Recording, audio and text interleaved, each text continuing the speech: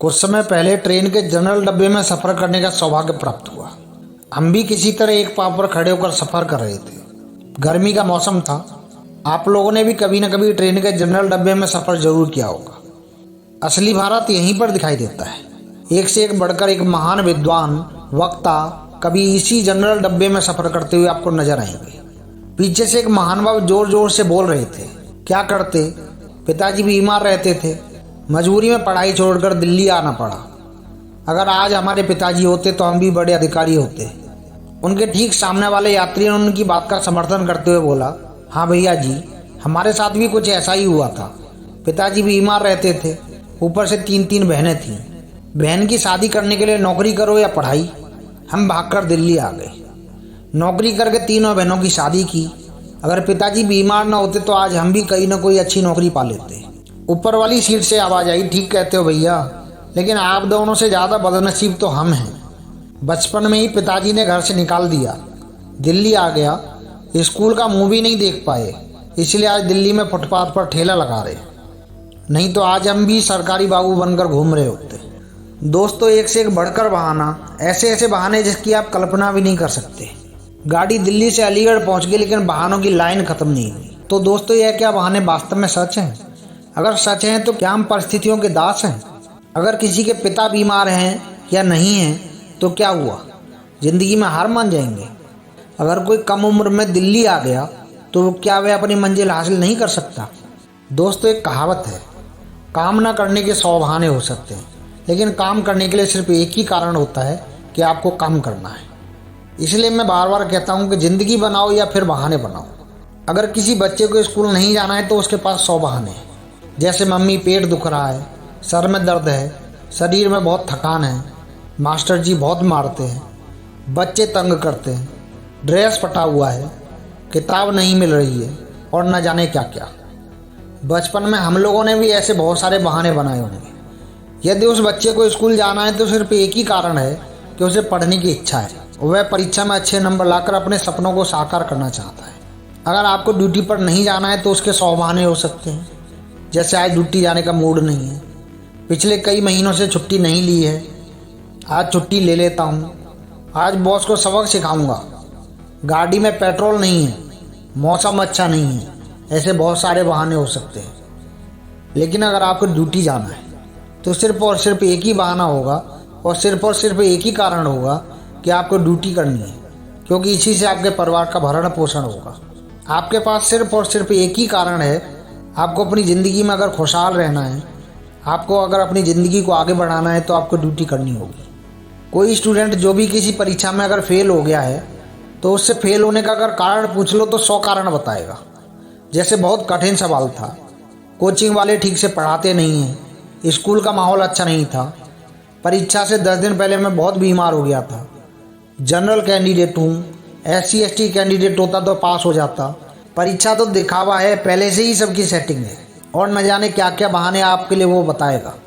किसी ऐसे स्टूडेंट से पूछो जो परीक्षा में सफल हो गया हो तो उसका एक ही जवाब मिलेगा कि मुझे इस परीक्षा में किसी भी हाल में सफल होना था, इसलिए मैं सफल हुआ। दोस्तों, ऐसे कई उदाहरण आपने ज़रूर अपने आसपास सुने होंगे जो हमेशा दूसरों को 50 तरीके के ब्लेम देंगे कि ऐसा हो गया था, इस वजह से मैं ये नहीं कर पाया, ऐसा हो गया था, ये इसलिए नहीं कर पाया। वो कभी भी खुद को ब्लेम नहीं देगा कि मैंने पढ़ाई ढंग से नहीं की थी इसलिए फेल हो गया, मैंने ये काम ढंग से नहीं किया था इसलिए ये नहीं कर पाया। और ये ह्यूमन नेचर है। जो दुनिया में कोई भी असफल व्यक्ति होता है ना, वो कभी भी खुद को ब्लेम नहीं देता है। दोस्तों, ज़िंदगी बनाना एक मुश्किल काम है। इसके लिए आपको खून पसीना एक करना पड़ता है, जबकि बहाने बनाना सरल काम है। एक नहीं 100 बहाने बना लो।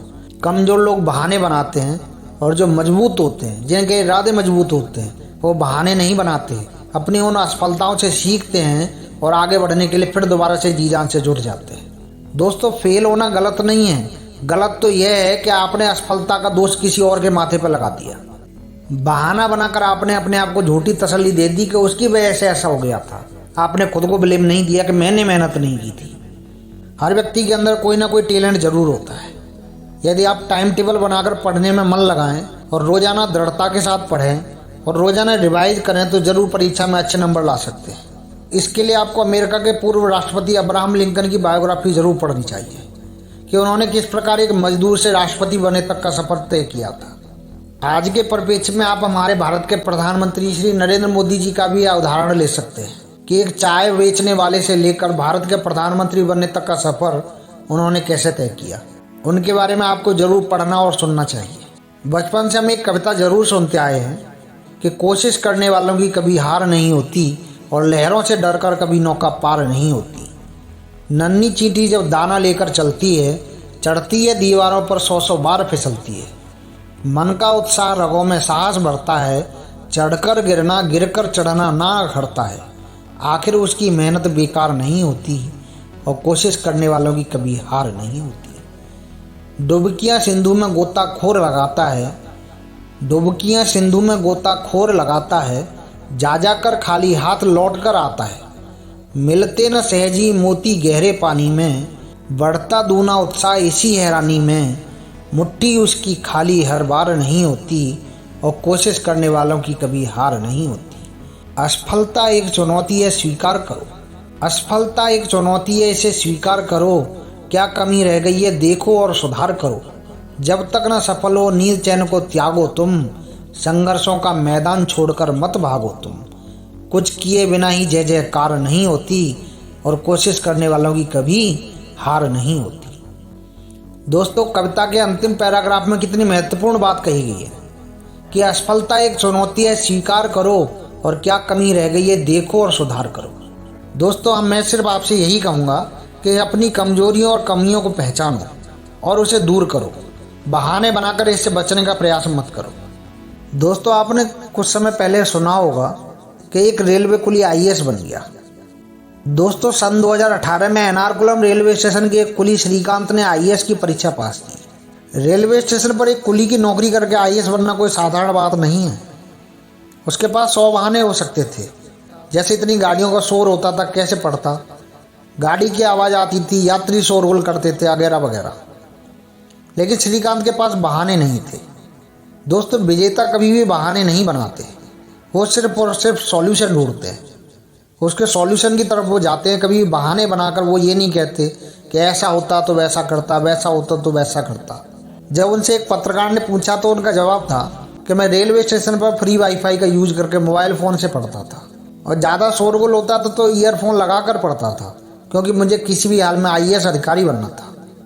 दोस्तों, सन 2014 में साइकिल का पंचर लगाने से लेकर IAS का सफ़र तय करने वाले वरुण कुमार के बारे में आपने ज़रूर सुना होगा। उनके पास भी कई बहाने हो सकते थे। उनके पिताजी की कुछ समय पहले ही मृत्यु हो गई थी, लेकिन उनका सिर्फ और सिर्फ उद्देश्य था IAS बनना और उन्होंने IAS बनकर अपने उस उद्देश्य को पूरा किया। यह केवल मोटिवेशनल कहानी नहीं है, बल्कि यह वास्तविक कहानियाँ हैं। दोस्तों, वर्ष 2018 में IAS बनने वाले राकेश शर्मा ने बचपन में कोई गलत दवाई खा ली थी, जिससे उनकी आंखों की रोशनी चली गई थी। आंखों की रोशनी खो जाने के बावजूद उन्होंने हिम्मत नहीं हारी। पड़ोसियों ने उनके माता पिता को सलाह दी कि इनको किसी आश्रम में छोड़कर आ जाओ।